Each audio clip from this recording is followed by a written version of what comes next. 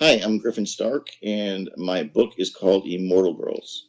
Rachel, Skylar, Caitlin, Beth and Bethany are all 18, immortal, and can fly.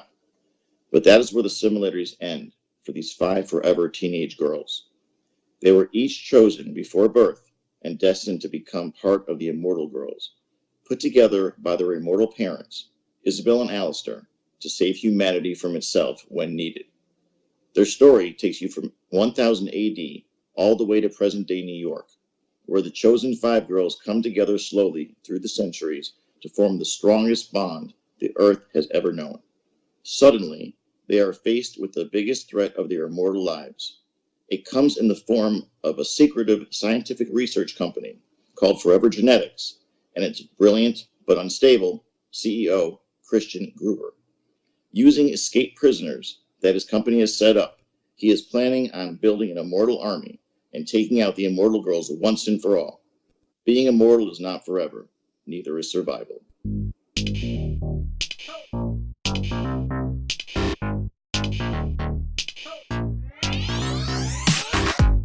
Book lovers unite!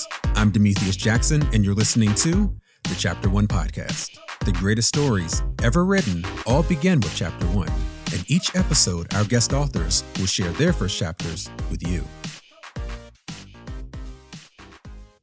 Hey everybody, on today's episode, I'm going to be speaking with Griffin Stark, and no, he is not a character in Game of Thrones. He's a fantastic author of the new book entitled Immortal Girls. Griffin is a great personality, and his reasons behind creating his book is something that we should all aspire to. So, without further ado, Griffin Stark, Immortal Girls, starts right now. Skylar, 1095, Normandy, France. In many ways, her childhood was riddled with tragedy, but Skylar was lucky when it came to parents, all 6 of them to be exact. Her first mother and father were the ones she was born to. Skylar's earliest recollection was of being bathed in a little metal tub. After her bath, Skylar's mother would wrap her in towels warmed by the fire and rock her to sleep. This little girl simply had the perfect life that every child should experience, but usually doesn't. Her father was strong and tall. The large man would sling Skylar over his shoulder like he was stealing her away, and run out into the wildflowers and across to the pond, where they would pluck stones into the water as though he had all the time in the world, as though she was his world. Sometime after her 3rd birthday, Skylar was playing outdoors when a sudden wave of nausea came over her. She looked up to see the sky turn black, then remembered nothing until she awoke with a taste of blood in her mouth and a strange throbbing pain in her head. After that, it happened again and again. Something the village doctor described as spells that were likely caused by the devil. Skylar tried her best to stop the spells. She thought of only pleasant things, said her prayers, and kept her small room tidy. But the spells came anyway. In fact, the more she tried not to think of them, the more frequently they came. Almost daily, she would awake to see her mother kneeling beside her on the floor. There was always that same look of terror spread across her mother's face while she would wipe Skylar's forehead with a cool rag and pray for her daughter's life. "You will be okay, my sunshine. You will be okay," her mother would repeat. And Skylar would smile back, with never-ending hope emanating from her beautiful blue eyes. Sometimes her spells happened when she was with her mother and father at church or at the market, and it wasn't long before Skylar heard her parents' worried voices from behind the bedroom door. "They want to take her, Emil," her mother worriedly expressed to her father. The little girl had never heard her mother's voice filled with anything but happiness and sunshine up till that night, and the tone of it made shivers run up and down Skylar's body. "They want to take her from us and do what? Maybe they will kill her. They think she has the devil inside her body. My poor sunshine." "Shh, Miss Shuri. We will think of something. No one will take our Skylar from us, I promise."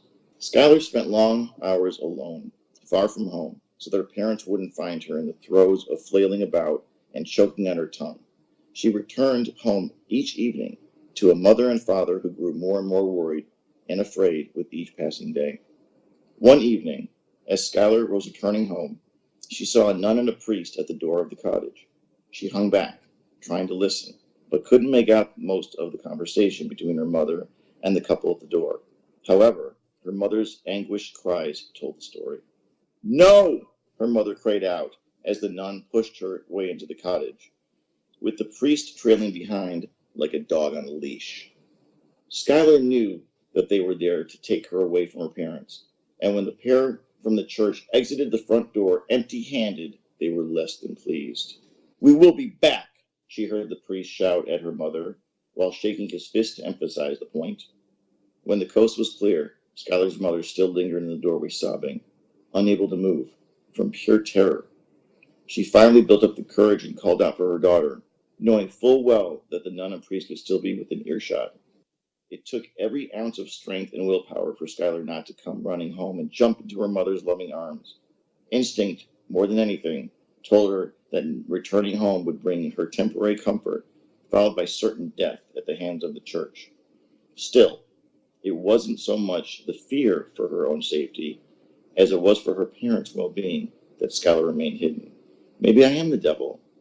She couldn't imagine harming her parents, but feared that a day might come when she would not be able to control herself.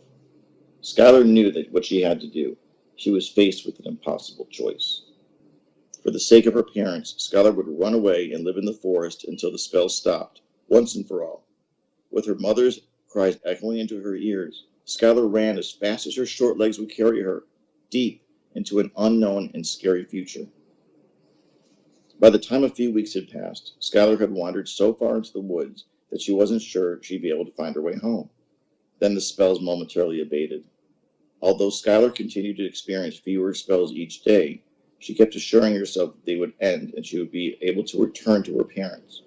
One chilly fall day, Skylar was practically at death's door, walking like a zombie through the forest, when her little body and mind finally gave out, rendering the child unconscious.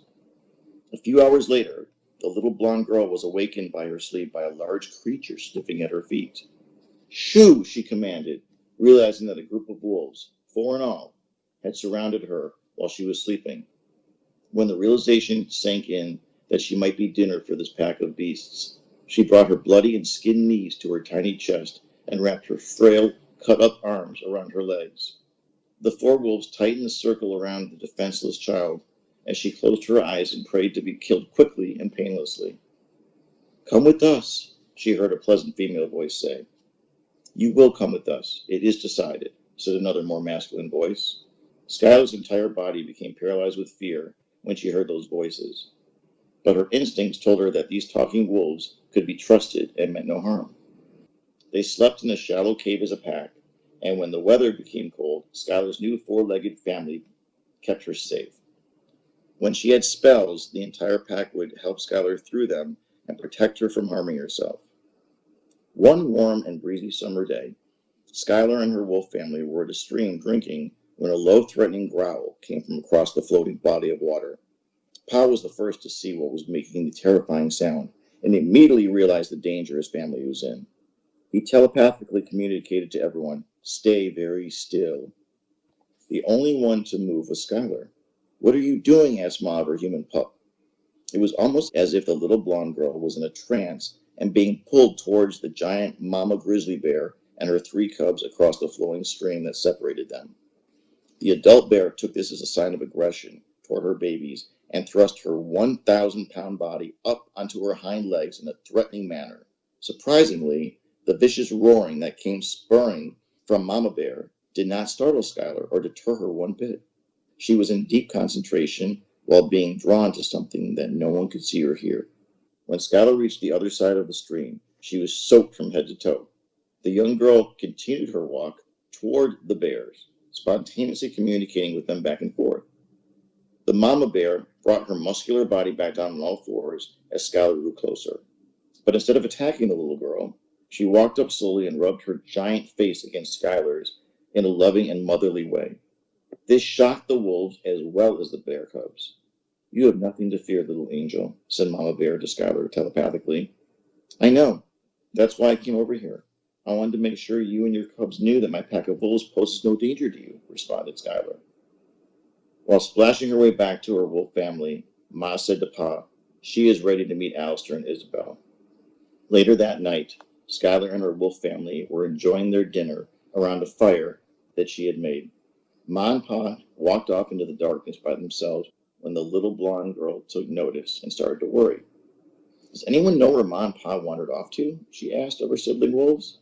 Look over there, Skylar. Here they come, the young wolf answered. When she glanced in the direction of her wolf parents, Skylar jumped back a couple feet from shock. A man and a woman were with them, and the little blonde girl had not seen another human being in a very long time. The mysterious man and woman sat down in front of Skylar. Skylar felt a warmth flow through her body and an inner peace she had not felt in a very long time. Not a word was said between the three humans for a time as they stared at one another with a mutual sense of wonder. The wolves looked sad because they knew that this was farewell to Skylar, their human pup. Hello, Skylar. My name is Isabel, and this is my husband Alistair, the woman said softly. This may be difficult to understand at first, but we know all about you. We sought you out because there was no longer a place for you as a mortal on Earth. Your first parents are dead, he said abruptly. The animals who gave you love and shelter could not provide you with human interaction, and more importantly, a life as an immortal girl, free from your affliction. You are the first of 5 who were chosen before your natural birth to be an immortal girl. If you accept, Alistair and I will be your parents, your final parents, for eternity. The two talked for hours until the sun began to rise, bonding them together like mother and daughter. We are prepared to love you forever, Skylar. Will you take a leap of faith and come with us? Asked a hopeful Isabel. You were the sunshine of your parents' lives. To us, you will be our Skylar. The first of our 5 immortal girls, said Alistair. In the end, it was one of the easiest and best decisions Skylar would ever make. Her answer was yes.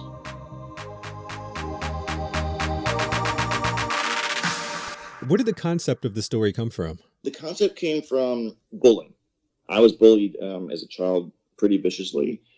And I don't know, for some reason, about 4 or 5 years ago, I kept reading about these young teenage girls who would just either shoot themselves or they'd hang themselves because they were getting bullied so badly, and boys too, but mostly girls at that time for some reason. And I thought to myself, you know what? How cool would it be if these girls who were getting bullied, had this power within them to fight back? And the ideas started to snowball. Mm-hmm. And I started thinking about, they could fly. How cool it'd be to fly, this, that, and the other. And then all of a sudden, I thought of one character and then another one and started to storyboard and started all come together. Which sister came to you first, or did they all come to you at the same time? No, actually, Rachel did.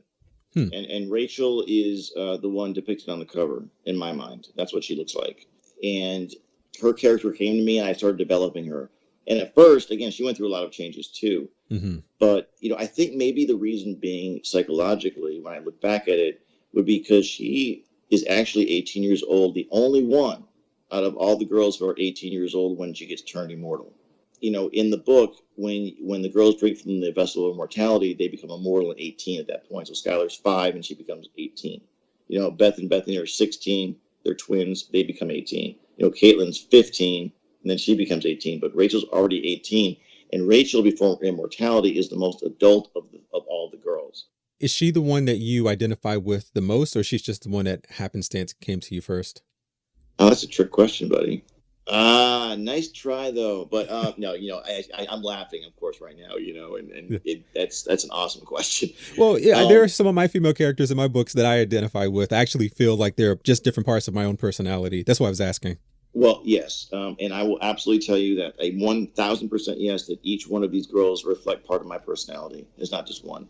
Because, I will tell you, each, not only the girls, but each of the characters in my book, the villains, whoever the case may be, each one has a little piece of me. And in my opinion, as a writer and someone your readers care about your characters. Mm-hmm. To me, that's how I want to reach writers. And that's how, I write these characters. I write them with soul. And Absolutely. I write them with truth and honesty. Yeah, and that's really important when you're an author, especially when you're writing your first novels and you're trying to find your voice, because there are some authors who spend a lot of time in detail and adding texture to the stories. And then there are other types who spend that time or that energy into the development of the characters. So it doesn't matter what setting they're in or what the situation is. You're going to just love those characters no matter what. That's when you have a book.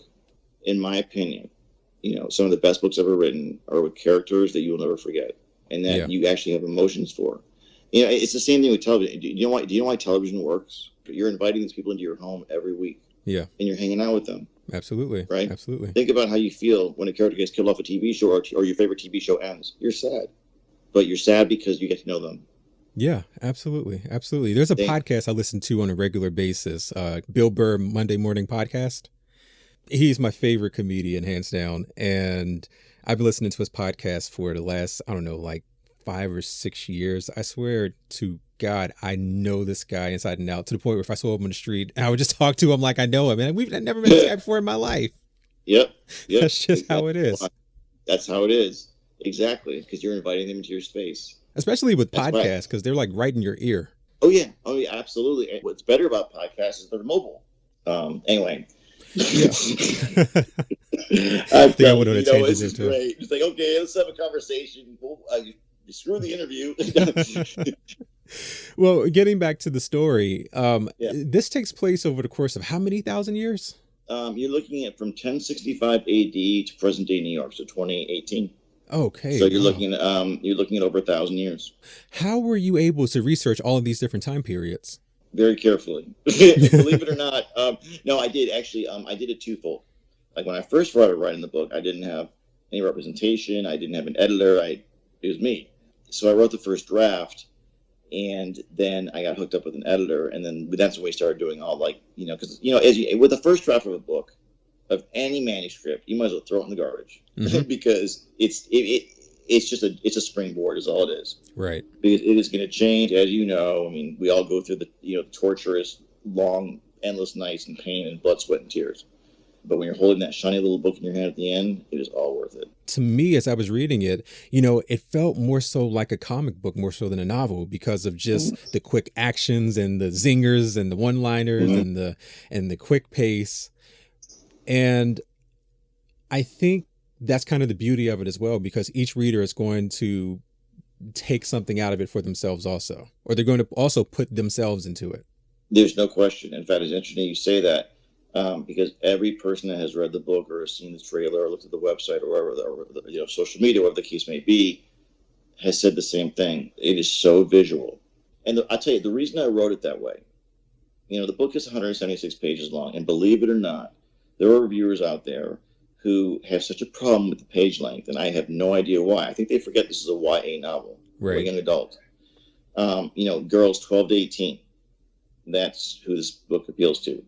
And if anyone does any research on that, or knows anything about that age group these days, not back in the 80s or the 70s, but these days, they know that they want it quick, microwave fast. So I don't waste their time. What I appreciate about the book also is the fact that this was inspired, as you mentioned, from anti-bullying.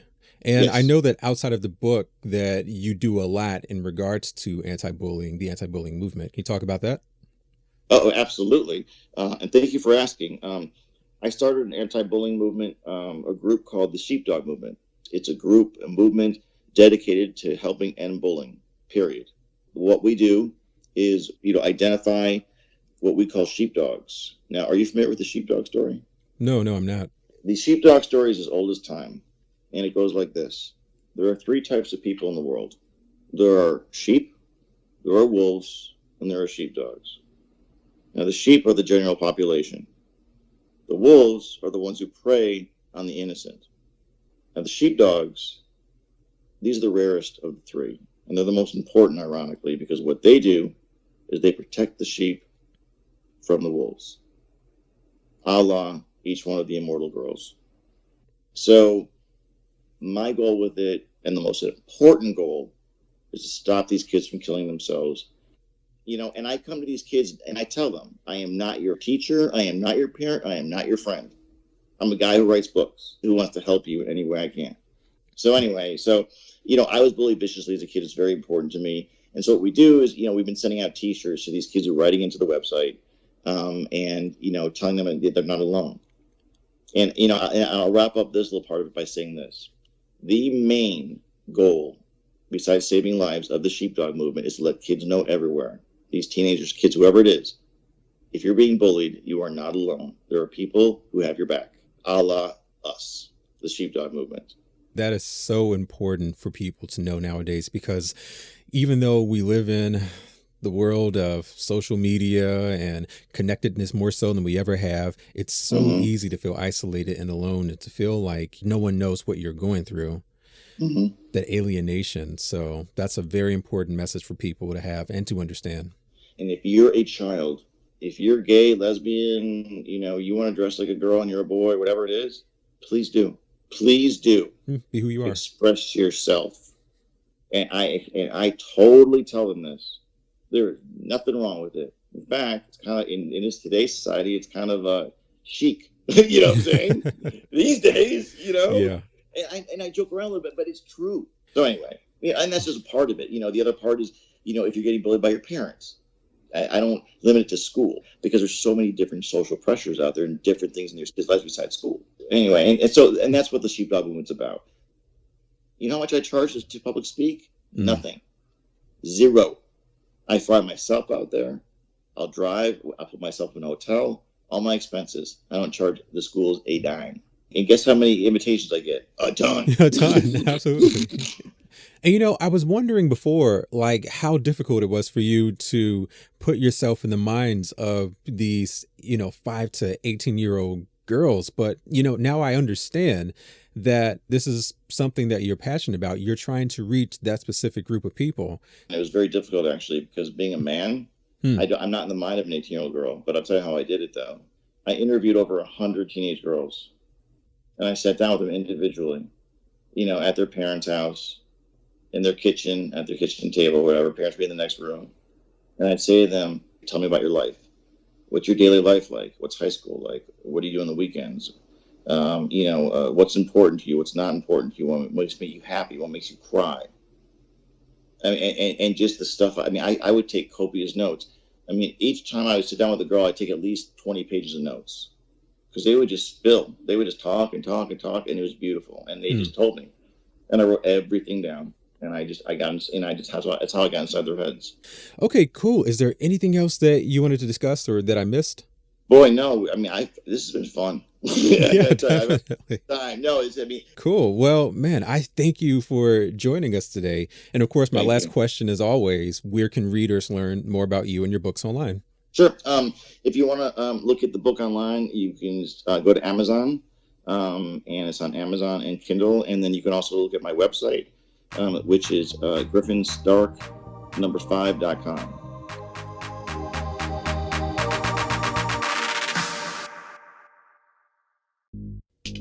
And with that, we're going to wrap up another episode. Thanks again to Griffin. That was a really fun conversation. If you have any questions for him or for me, or an author who you think would be a good fit for the show, let me know. Connect with me on social media. I'm on Facebook, Twitter, YouTube, or you can send an email to info@ch1podcast.com. Check out our website at ch1podcast.com, where there you can listen to previous episodes and hopefully find your next favorite author. Subscribe to us on iTunes, Google Play, Stitcher, SoundCloud, Overcast, wherever podcasts can be downloaded. Leave us a 5-star review, but most importantly, tell everyone you know about the show, because that is how we grow. Man, that's really admirable what Griffin is doing with his anti-bullying movement. That's something we should all definitely get behind. Okay, that's it for me. You all stay awesome. Till next time.